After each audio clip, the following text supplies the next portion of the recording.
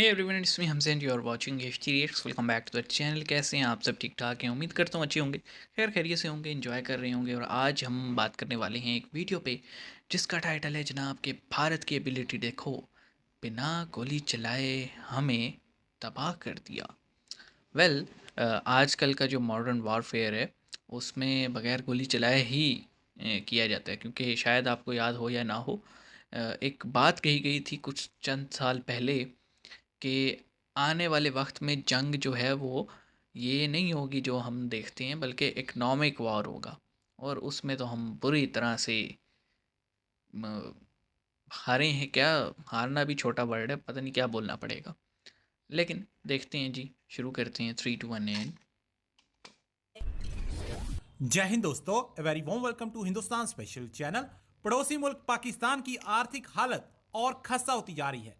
इसी बीच पाकिस्तान बिगड़ती को जा रही है, दूसरे क्या करें। देशों की ओर से यह सुजेशन दी जा रही है कि जल्द भारत के साथ अपने रिश्ते बेहतर करो। बिजली, हाँ, गैस, गेहूं, यूएई ने आटा कहा है। और रोजमर्रा के सामान के बाद अब पाकिस्तान में दवाइयों का संकट भी सर पर खड़ा है, क्योंकि दवाओं के रॉ उत्पादन मटेरियल के नहीं लिए है। पाकिस्तान के पास केवल 2 दिनों का कच्चा माल बचा है। पाकिस्तान के जी। मशहूर अखबार दी एक्सप्रेस ट्रिब्यून के मुताबिक पाकिस्तान में दवा निर्माताओं ने गुरुवार को इस संकट की चेतावनी दी है और ऐसी गंभीर स्थिति के लिए केंद्रीय बैंक के गवर्नर और वित्त मंत्री की आलोचना की है।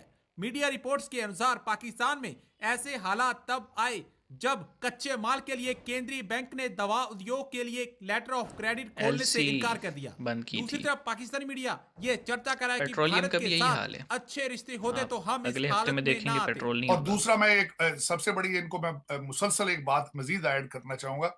कुछ समझने वाले ये समझेंगे नहीं, लेकिन इस वक्त ज्यादातर मसाइल जो इकोनॉमिक इनको है वो भारत की स्ट्रांग लॉबी इन वॉशिंगटन डीसी।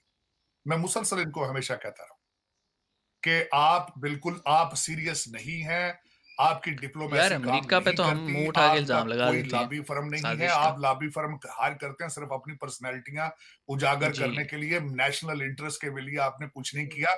आपको इस वक्त जो nationalist Indian lobby in America, they have ability to destroy you मेरा फ्रेंड, एंड दे यार आर। उसके अलावा काम मैं भी बता रहा उन्होंने हूं किया आपको, भाई। मैं बड़े इस वसूख के साथ ये कह रहा हूं। इस वक्त आपके जो मुआशी मसाइल हैं उनके उसमें भारत की सक्सेसफुल लॉबी इन वॉशिंगटन डीसी उसका अमल दखल है, लेकिन ये कि समझेंगे नहीं, क्योंकि देखें इस वक्त आपकी लूट मार का अब जो इस वक्त इंटरनेशनल कम्युनिटी जो है वो क्यों बातें करिए कि जरूरत क्यों महसूस की गई। एक तो वो यहाँ पे सारा इस वक्त डिस्कस हो रहा है मक्की साहब के हवाले से, वो जो हाफिज सईद साहब के जो रिलेटिव हैं उनके बारे में कि वो उनको यूनाइटेड नेशन ने दहशतगर्द करार दिया।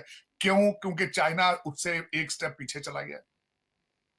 तो शायद बिल्कुल, इस ये एक तो देखा था ये हमने। बात उसके साथ अटैच की जा रही है कि शायद उसकी वजह से जरूरत महसूस की गई है कि अगर चाइना पीछे हट रहा है तो चले जी हम भी भारत के थोड़ा करीब जाएं। लेकिन अगर आप तैयार नहीं थे, अगर आपके पास कोई किसी किस्म की कुछ सॉलिड चीज नहीं थी, तो आपने मजीद मजीद अपना जो रही सही क्रेडिबिलिटी है उसको भी खराब किया, ज्यादती की आपने।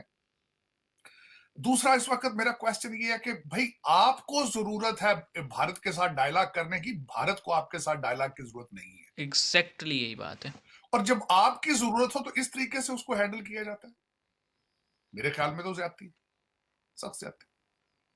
अब उसमें एक यहां पे मैं ये खासकर मेंशन करना चाहूंगा कि इस वक्त जो पिछले दिनों हमारे पाकिस्तान के जो एक बड़े अच्छे जर्नलिस्ट हैं, उन्होंने एक डिटेल के साथ लिखा है किस तरीके से डायलॉग शुरू हुआ दो हमारे अंसार अब्बासी। एनएसए के, भारत के जी एनएसए जी और जी, बिल्कुल। पाकिस्तान के एक आर्मी जनरल, और जिस तरीके से एक पीस प्लान के बारे में सोचा गया कि मोदी जी पाकिस्तान आएंगे और रिलेशनशिप बेहतर होंगे।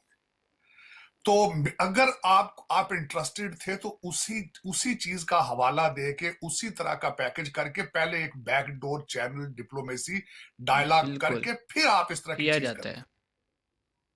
अब दूसरा उसमें आरजू, मैं अक्सर ये कहना चाहता हूं, मेरे खिलाफ जाती तौर पर मैंने देखा है बहुत ज्यादा बैशिंग होती है ऑनलाइन भी, और अक्सर जो है पाकिस्तान में किसकी नहीं होती जो खासकर सच बोलता है। पाकिस्तान की तरफ से ये कहा जाता है कि शायद मैं जी। पाकिस्तान बैशिंग करता हूं, पाकिस्तान के खिलाफ बोलता हूं। It is not possible. Pakistan मेरी मदरलैंड है, मैं उसके बिल्कुल, हम खिलाफ भी क्यों यही बात बोलूंगा? करते हैं। मैं उस सिस्टम के खिलाफ हूं जो इसको 76 साल से तबाह करने के करीब बर्बाद लेके कर रहे जाता हैं। रहा।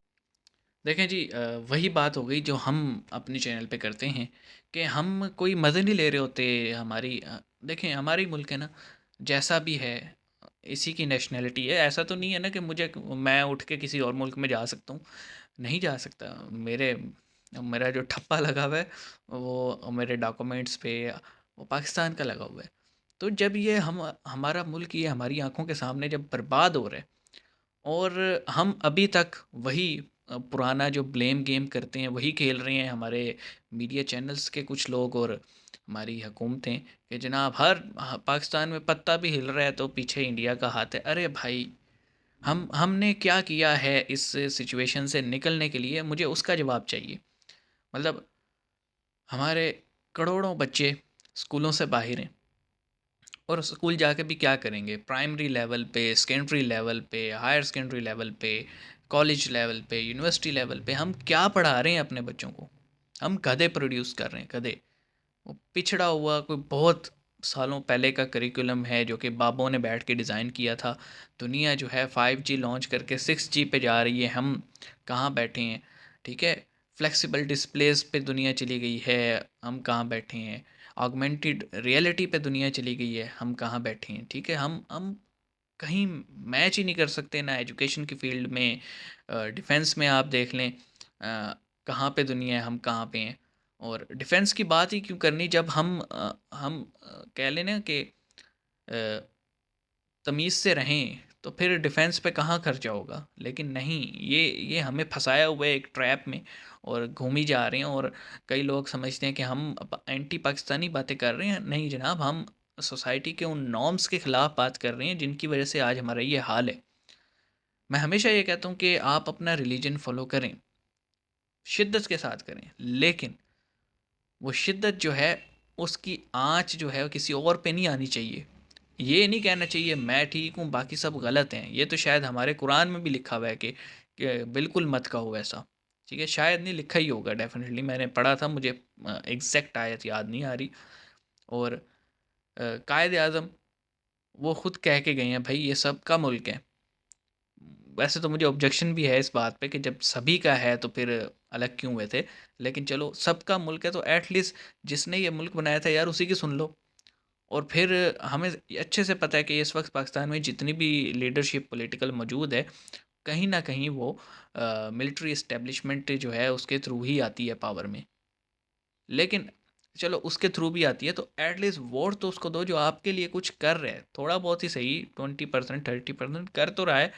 ना कि पिछलों की तरह जो कि उड़ा के रख दिया हमारा मुल्क, जो कि हम कह रहे थे कि 20-25 साल में तबाह होगा, वो उसने 4 साल में कर दिया। तो हमारा मकसद ये नहीं होता कि हम जो है ना, अगर हम पे कोई हंस रहा है तो हम भी उसमें हंसें, ऐसा नहीं है। हमारा मकसद होता है कि अपनी गलतियों से सीखा जाए, ना कि अपनी गलतियों पे ढीठ बन के हम खड़े हो जाएं। ठीक है, इस बात को समझें। और अगर इस मुल्क को बचाना है तो हम सबको काम करना पड़ेगा, अपनी सोच को ओपन माइंड करना पड़ेगा, अपनी सोच को बदलना होगा, दूसरों पे तनकीद करने से हटना होगा, अपनी गलतियों पे तवज्जो देनी होगी, हर चीज़ का दूसरे पे ब्लेम डालना इससे हटना होगा। बाकी जो हमारी अक़लियतें हैं या फिर नॉन मुस्लिम्स हैं उनको प्रोटेक्ट करना होगा, उनको भी उसी तरह अपनी आज़ादी देनी होगी जिस तरह हम लोग जाके पढ़ लेते हैं नमाज या बाकी सब। तो जब तक हम ये चीज़ें नहीं लेके आएंगे ना, ये मुल्क तरक्की नहीं करेगा, हम पीछे ही जाते रहेंगे और मजाक बन के रह जाएंगे। वैसे कोई कमी तो नहीं रही दुनिया में मजाक बनने की हमारा, लेकिन अ, सोचो इस बारे में। मिलते हैं नेक्स्ट वीडियो में, अपना ख्याल रखिएगा। सी यू गाइस।